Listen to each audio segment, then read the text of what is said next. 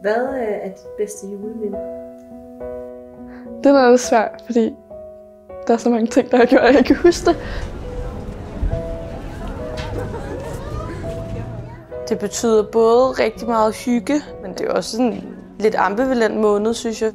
It's coming on Christmas, they're cutting down trees, they're putting up reindeers and singing songs of joy and peace. Oh, I wish I had a river I could skate away on.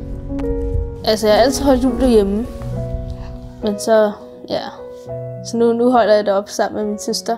Når jeg bare sidder og har ro i maven med hele min familie, og vi har det rart i lige det her moment. At der ikke er nogen, der sådan råber og skriger eller uvenner eller noget som helst. Det tror jeg er mit bedste juleminde. I wish I had a river so long I would teach my feet to fly. Oh, I wish I had a river I could skate